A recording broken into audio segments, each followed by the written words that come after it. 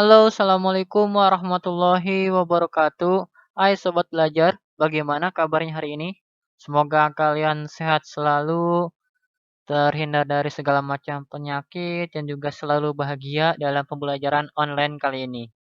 Nah, pada materi kali ini, saya akan membahas dan kalian akan belajar tentang materi file server dari mata pelajaran administrasi sistem jaringan. Nah, apa itu file server? Nah, di sini, file server adalah sebuah komputer yang terpasang pada jaringan yang memiliki tujuan utamanya adalah menyediakan lokasi akses disk. Akses disk ini adalah akses penyimpanan, yaitu yang berupa untuk penyimpanan file seperti dokumen, file suara, video, gambar, database, dan lain sebagainya. Dengan kata lain, file server ini adalah komputer server yang fungsi utamanya digunakan untuk menyimpan file-file Anda.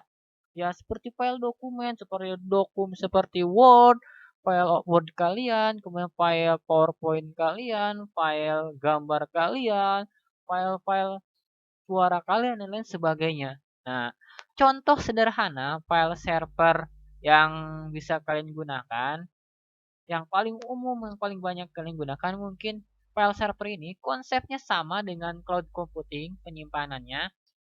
Nah, kalian pasti pernah menggunakan atau menggunakan jasa layanan aplikasi ini. Nah, ini adalah Google Drive, Dropbox, kemudian OneDrive.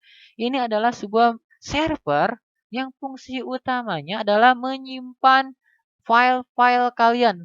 Nah, kalian pasti pernah nge-backup file kalian itu di Google Drive atau di Dropbox maupun di OneDrive. Nah, seperti kalian, saya mau ngirim tugas misalnya saya mau ngupload tugasnya ke Google Drive saya buat backup, Google Drive kamu buat backup. Nah, itu sama. Secara sekilas Google Drive dan Dropbox dan OneDrive ini konsepnya sama seperti file server. Nah, bedanya mereka ini menggunakan konsep jaringan WAN atau cloud computing. Nah, apa itu cloud computing? Nanti kalian akan belajar di kelas 3 nanti. Nah, di sini macam-macam file server di sini saya berikan hanya dua, itu satu Samba, kedua FTP server atau file transfer protocol. FTP server itu singkatan panjangan dari file transfer protocol. Nah, di sini apa itu Samba FTP server? Samba FTP server itu ada sebuah aplikasi. Fungsi utamanya adalah untuk sebagai jembatan. Nah, kita bahas dulu Samba. Samba itu merupakan sebuah program yang menjembatani kompleksitas berbagai platform seperti Linux dan Windows. Nah, konsep dasarnya di sini kalian bisa lihat gambarnya. Di sini ada folder yang ingin kalian bagikan. Misal si folder ini adalah berada di Linux. Kita ingin Linux ini misalkan adalah komputer kamu. Nah, di Windows ini adalah komputer teman kamu. Nah, kamu ingin membagikan folder kamu dengan teman kamu yang menggunakan sistem operasi Windows. Nah, karena ini berbeda platform, berbeda OS, kita nggak bisa langsung. Kalau di Windows enak berbaginya bisa langsung. Kalau di berbeda platform kayak gini, kita butuh sebuah jembatan. Nah, Samba ini adalah aplikasi buat menjadi jembatan antara Linux dengan Windows atau sebaliknya antara Windows dengan Linux. Jadi jembatannya kalau misalkan nggak ada jembatan, ini antara Windows dan Linux nggak bisa terhubung. Nah, jadi si folder ini dari misalkan dari Linux ini bisa diakses oleh Windows karena ada Samba sebagai jembatannya. Sama seperti FTP server. FTP server adalah yang menjalankan software yang berfungsi untuk memberikan layanan tukar-menukar file dari server tersebut, selalu diberikan layanan itu kepada klien. Nah, sama seperti FTP server, seperti Samba ini, FTP server ini. Jadi konsepnya FTP server dan Samba ini adalah sebuah jembatan untuk membagikan file berupa data, mau itu video, gambar, dan sebagainya, itu lintas OS, lintas sistem operasi jaringan. Kita nggak masalah mau OS-nya itu Windows, mau Linux, mau Mac OS, dan lain sebagainya. Selama ada jembatannya, itu bisa kita gunakan. Nah, contoh di sini, ini adalah manfaat-manfaat file servernya. Bisa kalian baca sendiri. Nah, ini adalah contoh sederhana file server yang sudah saya buat. Di sini, saya menggunakan namanya sistem operasi Ubuntu. Ini adalah Linux Ubuntu saya. Oke, mohon maaf agak lelet. Kalau dual OS agak berat. Nah, di sini bisa kalian lihat ini adalah sistem operasi Linux Ubuntu yang sudah saya install secara virtual. Nah, kita login dulu.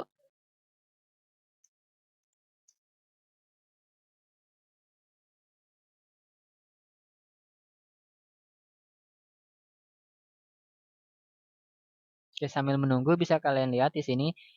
Ini adalah sistem operasi Linux yang saya install secara virtual menggunakan VirtualBox. Dan ini adalah sistem operasi Windows aslinya. Ini saya akan membagikan sebuah folder. Contoh, saya buka foldernya dulu sama directory foldernya sama dengan Windows seperti ini.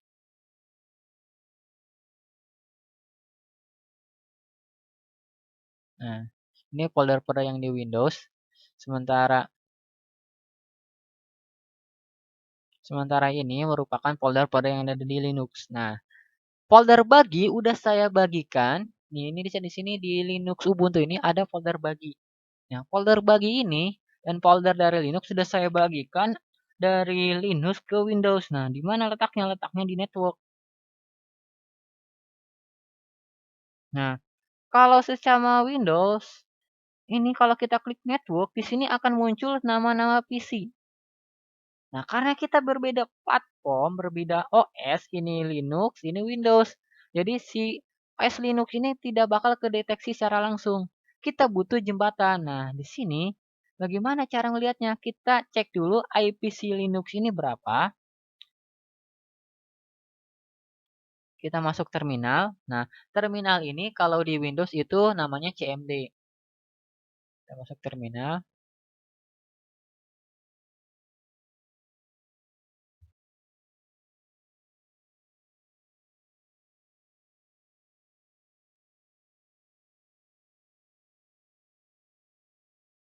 Nah, ini terminal dari Linux Ubuntu. Kalau misalkan kita lihat terminal di Windows itu namanya bukan terminal tapi CMD. Nih, ini konsepnya sama. Nah, kita di sini saya akan melihat IP dari Linux ini berapa yang didapat. Cara melihat IP di Linux itu berbeda dengan Windows. Kalau di Linux kita menggunakan perintah if config. Nih, kita bisa lihat di sini IP Linux Ubuntu saya adalah ini. 192.168.1.32. Nah, sementara di sementara di Microsoft Windows saya untuk melihat IP-nya adalah ketikan perintah if config. Nah, beda kan kalau di Linux itu if config, kalau di Windows itu if antara beda ini pakai P, ini pakai F. Oke, kita kan enter.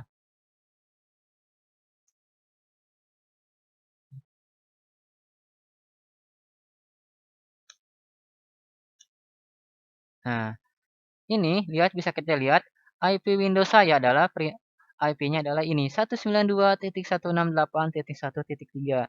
Sementara di Linux adalah 192.168.1.32. Ini saya menggunakan jaringan internet yang sama atau bisa disebut jaringan LAN ya. Nah, bagaimana folder si bagi ini bisa muncul? Ini saya sudah dibagikan dua folder ini di OS Windows. Nah, kita tulis di sini. Di sini ada kan address bar. Kita hapus networknya. Kita tulis garis miring. Kayak gini garis miringnya nih. 192.168.1.32. Nah, tekan enter. Nah, di sini setelah muncul kan folder bagi.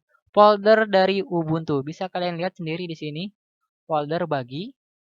Folder dari Ubuntu. Kita lihat folder bagi aja.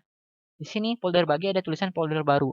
Kita lihat lagi folder bagi. Di sini ada juga sama folder baru. Kita lihat folder baru ada folder ada isi lagi. Nggak ada kan? Nggak ada folder lagi. Di sini kita lihat juga sama folder barunya ada isinya. Oh, nggak ada. Oke, kita klik lagi folder baginya. Nah, di folder baru, di sini saya akan membuat folder lagi. Misal di sini adalah folder terbaru. Misal terbaru. Klik. Nah, jangan lupa di refresh biar si folder terbaru itu muncul. Nah, ini kan si folder terbaru ini ada di folder baru. Ingat, dari bagi baru. Lihat, kita balik lagi ke sini. Dari bagi, kita balik lagi. Folder bagi, isinya baru. Isinya baru. Kita folder baru, isinya terbaru. Kita lihat folder baru, maka di sini pun di Windows pun isinya akan sama. Itu folder namanya folder terbaru. Terbaru.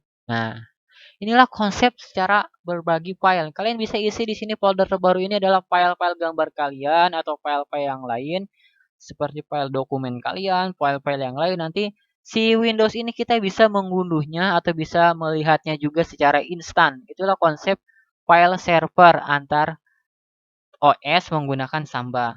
Nah, sekian dari saya. Semoga kalian mengerti. Kalau misalkan kalian tidak mengerti, silakan komen di komentar akun YouTube saya.